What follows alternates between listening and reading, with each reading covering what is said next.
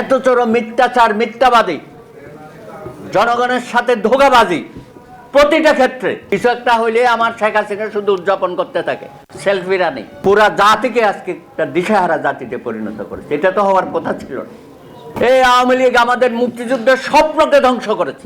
মুক্তিযুদ্ধের ফেরিওয়ালা হয়ে আজকে তারা আমাদের সমস্ত মুক্তিযুদ্ধের যে আকাঙ্ক্ষা সেটাকেও আজকে নস্যাৎ করে দিয়েছে একমাত্র ক্ষমতায় থাকার জন্য। এবং শুধু ক্ষমতায় থাকা না, পুরা দেশটাকে লুটপাটে স্বর্গরাজ্যে পরিণত করেছে। শেখ হাসিনা আন্তর্জাতিকভাবে আমাদেরকে হেয় প্রতিপন্ন করছে।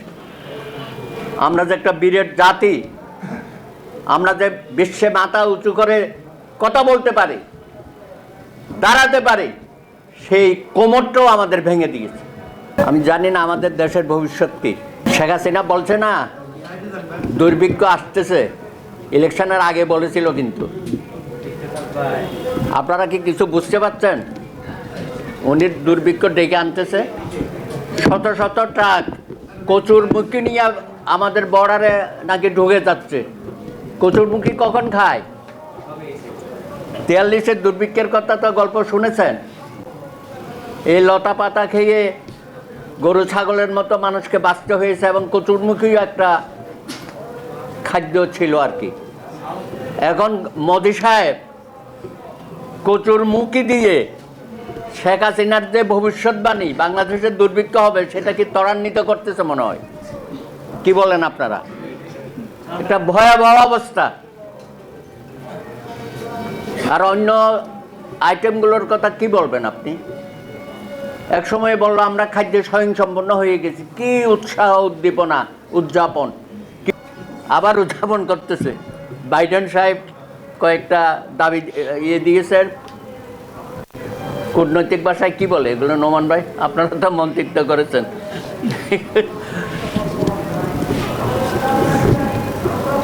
তো এখন সেটাই খুব প্রচার যে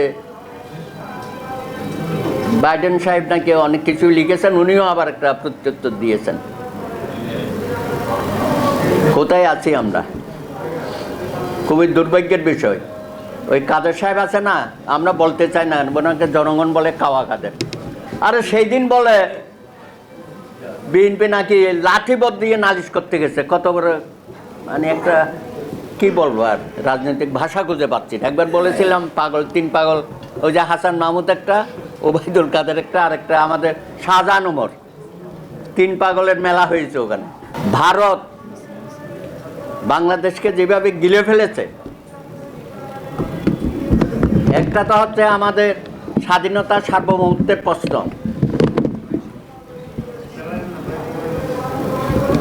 2014, 18 আর 24 বলার তো দরকার। 2008-9 কি হয়েছে? ফখরুদ্দিন, মঈনুদ্দিন তারা কি করেছিল?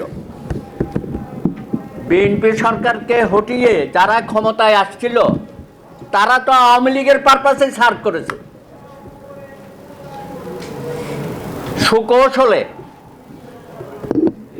সেই দিন থেকে ভারত নির্বাচনে প্রত্যক্ষভাবে আওয়ামী লীগের পক্ষে কাজ করে গেছে। এবং 2008-এর নির্বাচন আমি তো মনে করি এখানেও ফখরুদ্দিন, মঈনুদ্দিন সরকার এবং নির্বাচন কমিশন সকলে মিলেমিশে আওয়ামী লীগকে ক্ষমতায় আনার জন্য ভারতের গোয়েন্দা সংস্থা সহ সেই নির্বাচনটা হচ্ছে ভারতের নির্দেশে হয়েছিল।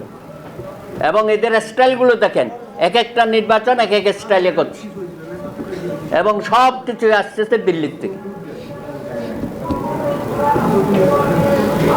এবং এখানে ভারতের স্বার্থটা এখন বুঝতে পারছেন যে আমাদের কৃষিখাতটা, কৃষি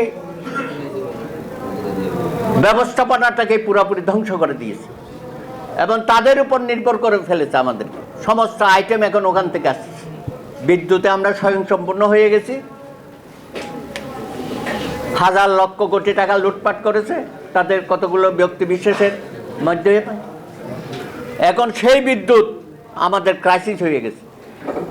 আদানির কাছ থেকে, যে আদানি মোদির খুব ঘনিষ্ঠ, তার থেকে এখন আমাদেরকে বিদ্যুৎ আমদানি করতে হচ্ছে। আমাদের নেপাল থেকে আনতেছে, ভুটান থেকে আনতেছে। আমাদের পুরা জাতিকে আজকে মেরুদণ্ডহীন করে দিচ্ছে প্রতিটা ক্ষেত্রে। আপনি শিক্ষাক্ষেত্রে দেখেন কি একটা অরাজক পরিস্থিতি সৃষ্টি করেছে। আমাদের পাঠ্যক্রম থেকে শুরু করে, প্রাথমিক শিক্ষা থেকে শুরু করে উচ্চ পর্যায়ে সব জায়গায় পুরা শিক্ষা ব্যবস্থা তারা ধ্বংস করে দিয়েছে। এবং আওয়ামী লীগের যারা লুটেরা, তাদের ছেলে মেয়েরা সব বাইরে চলে যাচ্ছে, আর আমাদেরকে এখানে অশিক্ষিত একটা শ্রেণী তৈরি করছে।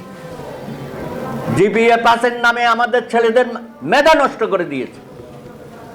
গোল্ডেন ফাইভ এরা কত কম্পিটিশনে টিকতে পারে নাই।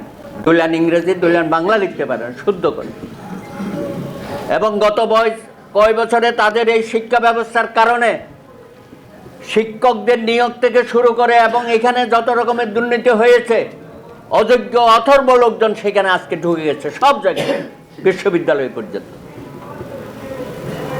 এবং যে সমস্ত ভিসি নিয়োগ হয় আপনারা দেখেছেন কোন পর্যায়ে, এরা সব আওয়ামী লীগের সাব কমিটিতে আছে, উপকমিটিতে আছে।